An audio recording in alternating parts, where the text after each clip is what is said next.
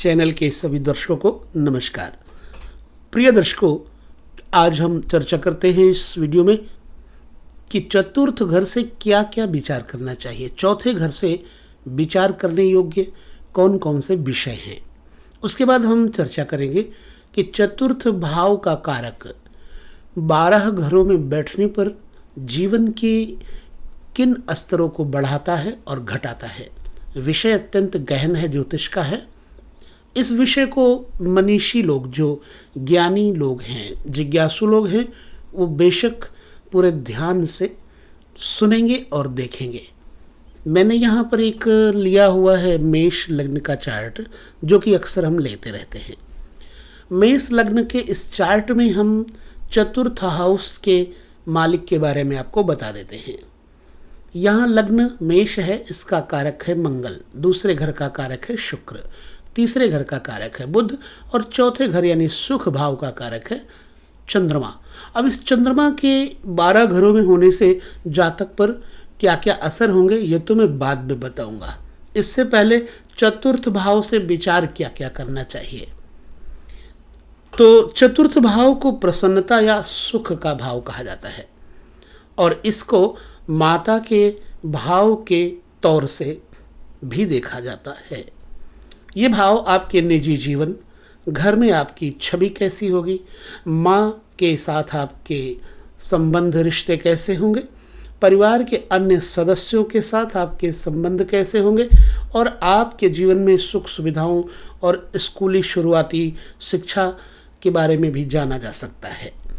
विशेषतया चतुर्थ भाव मानसिक शांति, पारिवारिक जीवन और निजी रिश्तेदार, घर तथा सुख समृद्धि, प्रसन्नता, उल्लास आदि तथा सुविधाएं, जमीन और पैतृक संपत्ति, छोटी छोटी खुशियां, शिक्षा और गाड़ी मोटर वाहन का तथा गर्दन और कंधों से संबंध रखता है चतुर्थ घर। तो खास तौर से क्या देखा जाता है चतुर्थ घर से? माता, सुख सुविधा, वाहन, अचल संपत्ति तथा घर। चतुर्थ भाव को लेकर के ज्योतिषियों की व्याख्या और उनके मत क्या हैं। देखिए, चतुर्थ भाव के हिसाब से कालिदास तो लिखते हैं चतुर्थ भाव से क्या क्या विचार करना चाहिए उत्तर कालामृत में। चतुर्थ भाव माँ का, तेल, स्नान, रिश्ते, जाति, वाहन, छोटी नाव, कुएं और पानी, दूध तथा गाय भैंस, मक्का और वृद्धि आदि को दर्शाता है। इसके अतिरिक्त आर्द्र भूमि में उत्पादन, दवाई, विश्वास, झूठे आरोप इत्यादि, तंबू, तालाब इत्यादि की खुदाई, जन कल्याण के लिए इसका इस्तेमाल, हवेली, कला, घर में मनोरंजन, पैतृक संपत्ति, चोरी हुई संपत्ति का पता लगाने की कला चौथे भाव से देखी जाती है। वैदिक और पवित्र ग्रंथों का विकास इत्यादि का विचार भी चौथे घर से किया जाता है। चतुर्थ भाव जमीन या अचल संपत्ति को भी दर्शाता है, साथ ही किराए या लीज पर ली गई जमीन या वस्तुएं। ये भाव वाहन सुख और अन्य व्यक्तियों के माध्यम से मिलने वाले वाहन सुख को भी प्रकट करता है। कुंडली में चतुर्थ भाव को प्रभावित करता है संपत्ति जैसे क्षेत्र, चारागाह, रियल एस्टेट, खेत, बिल्डिंग, गार्डन, माइंस और स्मारक आदि। तो चतुर्थ भाव व्यक्ति की शिक्षा और शैक्षणिक योग्यता का भी बोध कराता है, इसलिए इससे व्यक्ति की शुरुआती शिक्षा कैसी रही होगी, कॉलेज की पढ़ाई के बारे में भी जाना जा सकता है। चतुर्थ भाव पैतृक घर, जहां व्यक्ति का जन्म हुआ है, घर या जन्मभूमि से दूर जाने की संभावना, भूमिगत स्थान, जमीन में दबे हुए और जमीन के अंदरूनी भागों के बारे में, प्राचीन स्मारक, आर्किटेक्चर, वाहन, घोड़े, हाथी और व्यक्ति का माँ के साथ संबंधों को दर्शाता है। यही नहीं, चतुर्थ भाव सुख, विजय, आराम, पवित्र स्थान, नैतिक गुण, धार्मिक आचरण, स्तन, छाती, विद्रोह, मन, बुद्धिमत्ता, व्यक्ति की योग्यता, हाई स्कूल और कॉलेज की शिक्षा आदि को भी व्यक्त करता है। इस प्रकार से अपने अपने विचार में अनेक ज्योतिषियों ने चतुर्थ भाव से अपनी योग्यताओं के अनुसार, अपने मानक के अनुसार बातें कही हैं। खासतौर से चतुर्थ भाव मकान, वाहन और माँ का ही होता है।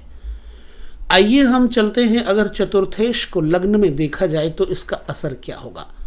जैसे कि चंद्रमा लग्न में हो, अर्थात इस कुंडली के हिसाब से आपकी जन्म कुंडली में कोई भी ग्रह हो सकता है, कोई भी चतुर्थेश आपका बन सकता है। हम केवल उदाहरण के लिए चार्ट दिए हैं। लग्न में अगर आपका चौथे घर का मालिक हो तो पिता पुत्र से परस्पर स्नेह बना रहता है, परंतु पिता पक्ष से शत्रुता रहती है और जातक की ख्याति पिता के नाम से होती है। रोगहीन, भोगी, यशस्वी बनता है जातक, विद्वता में आगे, सभा में मौन और पित्रागत धन का त्यागने वाला, अर्थात पितृ से प्राप्त हुए धन को त्याग करने की क्षमता वाला ऐसा जातक होता है जिसका चतुर्थेश लग्न में बैठा हो। चतुर्थेश यानी चतुर्थाधिपति, चतुर्थ आधिपति इसको बोलते हैं चतुर्थेश। चंद्रमा इस चार्ट के अनुसार दूसरे घर में चला जाए, द्वितीय घर में हो तो जातक पिता का विरोधी होता है।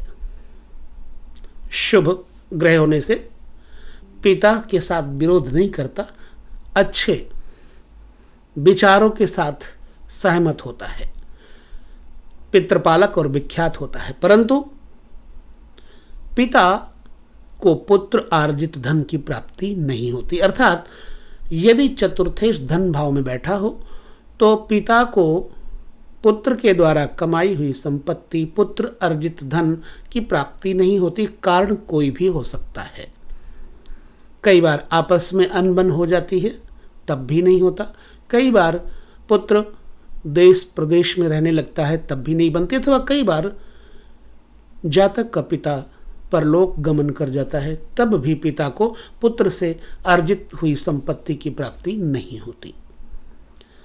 यदि चतुर्थेश शुभ ग्रह युक्त हो तो पितृ का भक्त होता है ऐसा जातक, और विद्वान भी होता है, परंतु पाप युक्त होने से जातक कंजूस और पिता का विरोधी होता है। चतुर्थेश यदि धन भाव में हो। यदि चतुर्थेश तीसरे घर में चला जाए तो तीसरा घर सुख के अलावा हमारे मित्र, हमारे बंधु वर्ग, छोटे भाई बहनों का दर्शाता है। छोटे भाई बहनों के साथ जातक का क्या विचार होगा तीसरे घर में अगर चतुर्थेश बैठ जाए तो?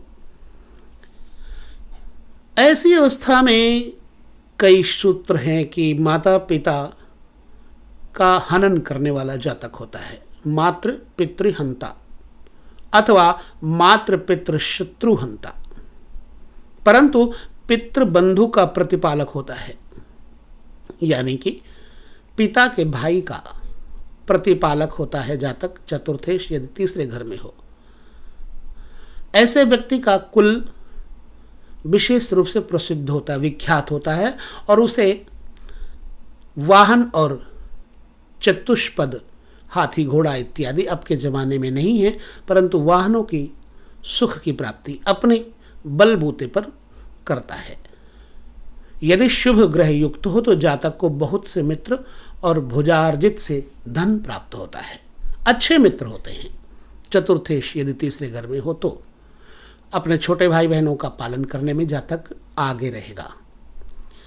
अब अगर चतुर्थेश लग्न से चतुर्थ स्थान पर यानी अपने घर में आ जाए, चतुर्थ भाव का कारक चतुर्थ में होने पर जातक को भूमि संबंधी विशेष लाभ देता है, विशिष्ट लाभ, भू संपत्ति। ऐसा जातक माननीय होता है, धर्म कर्म के आचरण में सदैव आगे। जातक में सुख भावना बनी रहती है और जातक सुखी भी होता है क्योंकि इसके पास वाहन, माता का सुख इत्यादि पूर्णतया वृद्धि को प्राप्त होता है। पितृभक्त तो होता ही है, माँ का भी भक्त होता है, बाप के लिए लाभदायक होता है। ऐसे जातक जिनका चतुर्थेश चतुर्थ में ही बैठा हो, तो भाई बंधुओं से ऐसे जातक को अत्यंत लाभ अर्थात भृत्यादिकों से सेवित अनेक वाहन आदि से सुखी होता है। चतुर्थ स्थान पे चतुर्थेश हो तो जातक में शील परंपरा होती है और ऐसा जातक चतुर होने के साथ साथ स्त्री का प्रिय होता है। यही चतुर्थेश पंचम स्थान पे आए तो इसका फलादेश क्या होगा, आइए हम जानते हैं। चतुर्थेश यदि पंचम स्थानगत है तो जातक पिता के धन का, वैभव का पूर्णतः भोग करने वाला होता है, अर्थात पिता के द्वारा ऐसे जातक को धन संपत्ति की प्राप्ति होती है और स्वयं भी जातक धर्म कर्म में निपुण होता है, विद्यावारिध कहा जाता है। ऐसा व्यक्ति सर्वजनप्रिय होता है, मृदुभाषी होता है और राजा से यानी राज्य स्तर से इसको सम्मान प्राप्त होता रहता है। चतुर्थेश पंचम में हो तो ऐसे जातक को पुत्र के द्वारा, संतान के द्वारा सुख कहते हैं सतपुत्रवान, अच्छा पुत्र। सतपुत्र का मतलब होता है अच्छा पुत्रवान होता है, पुत्र परिपालक और उसका पुत्र बहुत बड़ी आयु वाला दीर्घायु कहा जाता है। अब यही चतुर्थेश षष्ठ स्थान पे चला जाए तो भाइयों बहनों, ये जो षष्ठ स्थान है ये रोग और शत्रु का कारक है। यहाँ पर जातक का जब चतुर्थेश आ जाएगा तो बाप की संपत्ति को नष्ट कर देता है जातक। ऐसा जातक अपने पिता से विरोध करने वाला होता है और पितृदोष कारक बन जाता है। ऐसे जातक में पितृ के दोष हो जाते हैं। अगर चतुर्थेश षष्ठ स्थान पे बैठा है तो जातक को पितृदोष बनता है और ऐसे जातक के जलने वाले बहुत होते हैं, शत्रु बहुत होते हैं। चाहे वो किसी को दुख न पहुंचाए फिर भी उससे ईर्ष्या करने वाले बहुत होंगे। ईर्ष्या कब करता है जातक से कोई, जब मनुष्य बहुत तरक्की और विकास करता है तो उसके विकास और तरक्की को देख करके लोगों के मन में ईर्ष्या आ जाती है और बेमतलब में उस शत्रुता ठान लेते हैं। हाँ, एक बात और है, चतुर्थेश यदि अपने मित्र ग्रह में, शुभ ग्रह में छठे स्थान बैठा हो तो जातक का पुत्र धन संपन्न होता है और उसका पुत्र धन बनाने वाला होता है, बाप का धन बिगाड़ता नहीं है। और यदि पाप ग्रह हो तो जातक को मामा से दुख होता है। छठे स्थान पे खास तौर से मामा का विचार किया जाता है, यानी मामा से दुख होता है। सप्तम स्थान पे चतुर्थेश आए तो सप्तम स्थान पहली बात तो जीवन साथी का है, स्त्री हो तो पति के लिए और पुरुष है तो पत्नी के लिए। सप्तम स्थान पार्टनरशिप का भी है। सप्तम स्थान गत चतुर्थेश हो जाने से जातक में ज्ञान की वृद्धि होती है और वो हर विषय का जानकार यानी विद्वान होता है। पितृधन का त्याग करने में 1 मिनट नहीं लगाता, यानी ये पिता के धन को खुद भोग करनी, त्याग रूप से पिता के धन को अच्छे कर्म में लगाता है। इसलिए पितृधन त्यागी जरूर कहा है, परंतु पिता के धन को त्याग नहीं बल्कि अपने विवेक रूपी बल से उस धन को त्यागमय तपोमय कार्यक्षेत्र में लगाता है और पिता को सन्मार्ग देता है। हाँ, ऐसा जातक सभाओं में मौन हो जाता है। आकृति में ऐसा जातक देवता के समान होता है। चतुर्थ सप्तम में हो तो धनवान और स्त्री प्रिय होता है। ऐसे जातक की स्त्री उसको सुख देती है और ये स्त्री को सुख देता है। यदि चतुर्थेश पाप ग्रह हो और सप्तम में बैठा हो तो जातक की पत्नी यानी ससुर और पतोहू को नहीं पालता है। पतोह को नहीं पालता है। और यदि शुभ ग्रह हो तो उल्टा फल होता है और जातक कुलपति होता है। यदि शुभ ग्रह युक्त हो तो जातक कामातुर, और यदि पाप ग्रह युक्त हो तो जातक दुष्ट और कठोर स्वभाव वाला होता है। यही चतुर्थेश अष्टम स्थान में चला जाए। अष्टम स्थान, द्वादश स्थान और षष्ठ स्थान, ये तीनों त्रिक भाव के कारक हैं। अष्टम स्थान गत मृत्यु भाव कहा जाता है। यहां पर चतुर्थेश जाएगा तो जातक में क्रूरता आ जाएगी, स्वभाव गुस्सैल हो जाएगा, रोग घेरे रहेंगे, जीवन में दरिद्रता पीछा नहीं छोड़ती।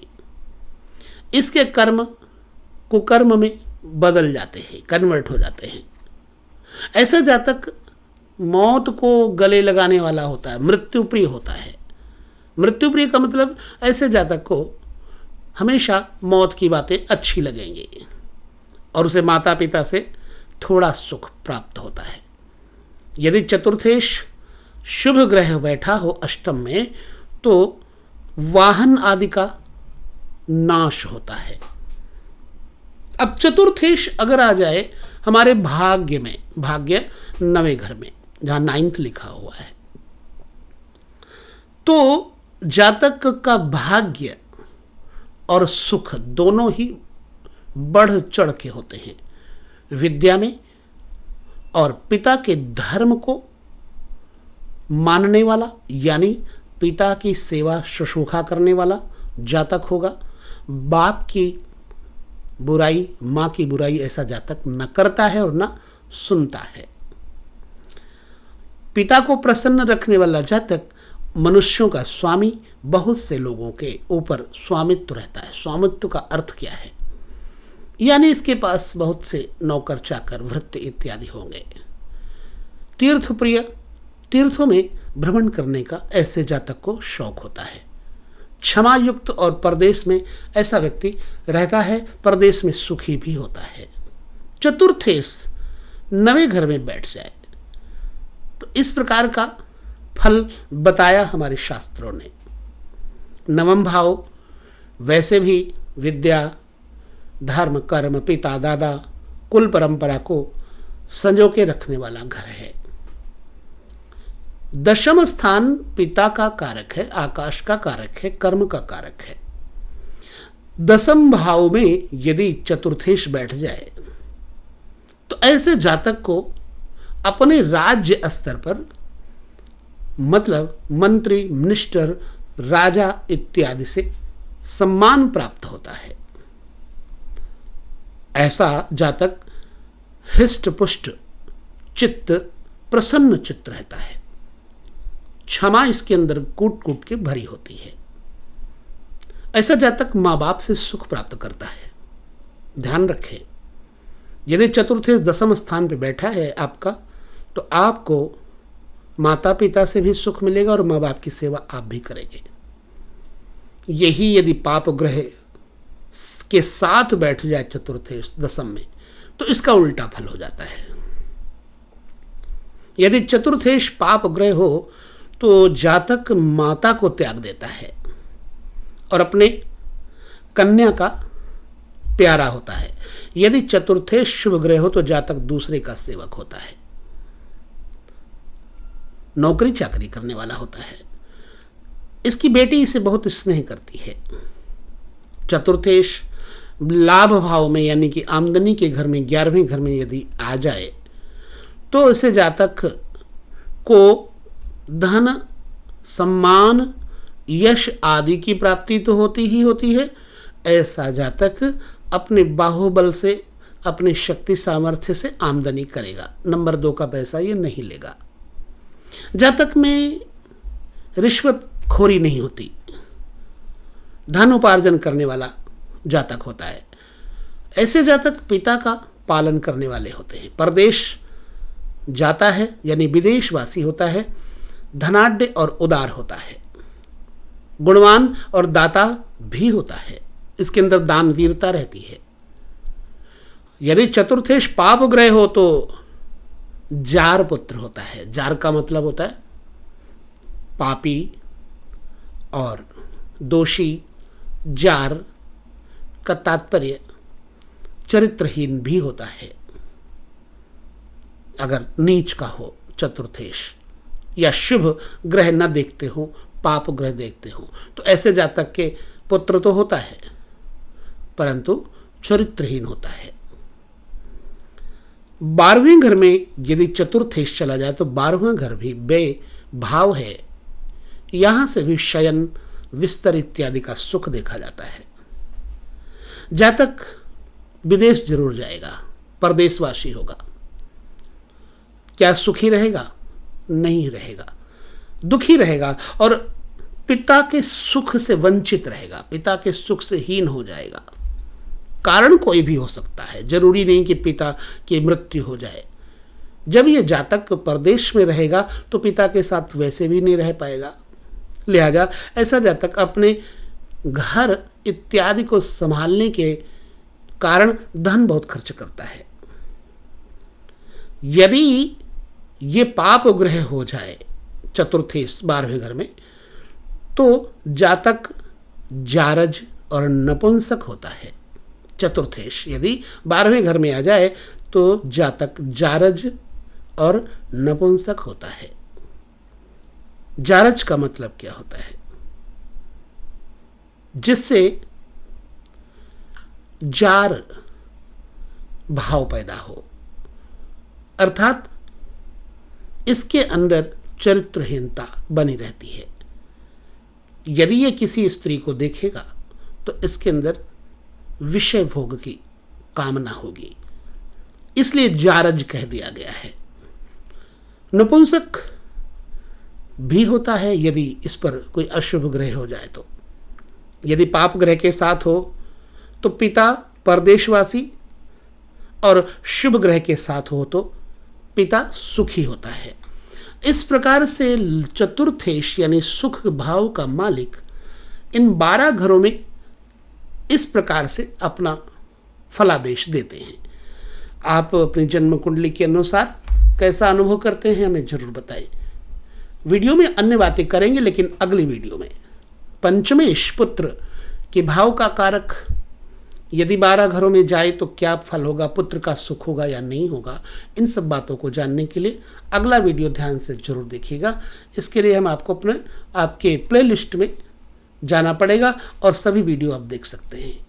अधिक समय न लेते हुए लेते हैं आप सभी से विदा इस वीडियो में ही। पुनः मिलेंगे। आप सभी को शुभ कामनाएं, सदैव सुखी रहें, जीवन पर्यंत किसी का अहित ना करें, बस इस कामना के साथ नमस्कार।